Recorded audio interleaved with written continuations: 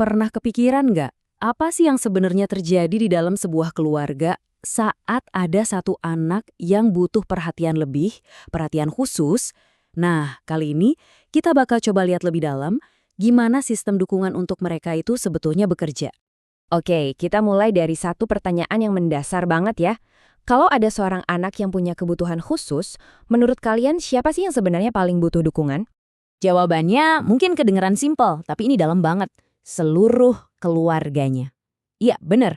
Bukan cuma si anak, tapi ya setiap orang yang ada di dalam keluarga itu. Loh, kok bisa gitu? Ya, karena keluarga itu ibaratnya sebuah sistem yang semuanya nyambung.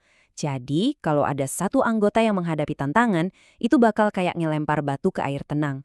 Pasti ada efek riaknya. Dan getarannya itu dirasain sama semua anggota keluarga. Nah, gagasan ini juga dikuatin sama sumber analisis kita yang bilang kalau keluarga itu adalah satu kesatuan yang saling mempengaruhi. Artinya apa? Artinya peran masing-masing orang, cara mereka ngobrol, bahkan kondisi mental setiap anggota keluarga, itu semua bisa ikut berubah. Oke, jadi kalau seluruh sistemnya kena dampak, pertanyaannya sekarang, gimana cara kita ngasih dukungan yang efektif? Kita kan sering banget ya dengar kata konseling. Tapi apa sih artinya? Percaya deh, ini jauh lebih dari sekedar kasih nasihat. Coba deh kita lihat dari akarnya. Kata konseling itu asalnya dari bahasa Latin, penitilium, yang artinya memahami bersama. Nah, kata kuncinya di sini tuh bersama. Jadi ini proses dua arah, bukan satu arah. Ini dialog.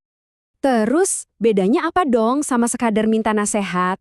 Nah, disinilah banyak yang suka salah kaprah. Banyak yang ngira konseling itu kayak kita datang ke dokter, terus dikasih resep solusi.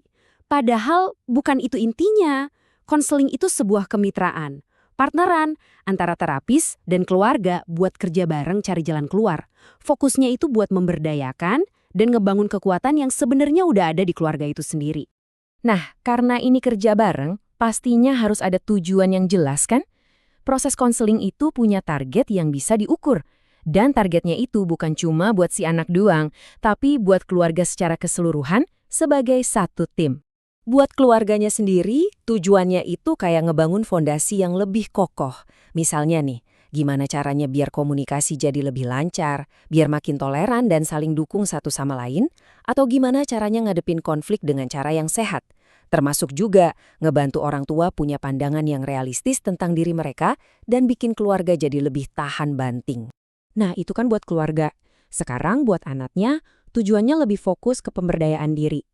Jadi proses ini tuh ngebantu si anak buat ngerti dan nerima kondisinya, ngebangun rasa percaya diri, ngelatih skill buat bergaul, dan yang paling penting, mendorong mereka buat jadi mandiri di masa depan.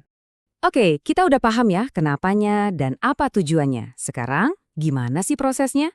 Biar nggak kelihatan sereng atau ribet, anggap aja ini kayak peta jalan. Ada langkah-langkahnya yang jelas. Prosesnya itu benar-benar terstruktur. Pertama, ada yang namanya intake dan keterlibatan. Ini tahap awal banget, di mana tujuannya adalah ngebangun rasa nyaman dan percaya antara keluarga dan konselor. Kalau udah nyaman, baru masuk ke asesmen sistemik. Di sini, konselor bakal memetakan keluarganya. Gimana strukturnya, cara komunikasinya, apa aja kekuatannya. Dari hasil pemetaan itu, barulah masuk ke konseptualisasi kasus, yaitu nentuin akar masalahnya di mana. Nah, setelah masalahnya jelas, baru deh intervensi dimulai. Di tahap inilah strategi-strategi buat perbaikan mulai dijalankan. Sambil jalan, tentunya ada evaluasi dan pemantauan terus-menerus buat mastiin semuanya on track. Terakhir, kalau tujuannya udah tercapai, ada terminasi. Proses diakhiri, tapi nggak dilepas gitu aja, ada rencana tindak lanjutnya. Dan semua langkah di peta jalan tadi, itu semuanya berpegang pada 3 prinsip utama. Pertama, orientasinya sistemik, jadi selalu ngelihat keluarga sebagai satu kesatuan utuh. Kedua, sifatnya kolaboratif, jadi ini kerja bareng, bukan satu ngasih perintah yang lain nurut. Dan yang paling penting, ini berbasis kekuatan. Jadi fokusnya itu bukan cuma ngurusin masalah, tapi justru ngebangun dari hal-hal baik yang udah ada di keluarga itu. Sebagai penutup, saya mau ngajak kalian merenung sedikit.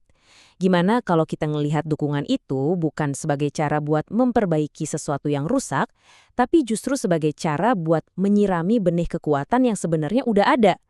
Nah, ini dia pergeseran cara pandang yang ditawarin sama konseling keluarga. Tujuannya bukan buat benerin keluarga, tapi buat memberdayakan mereka supaya bisa tumbuh lebih kuat, bareng-bareng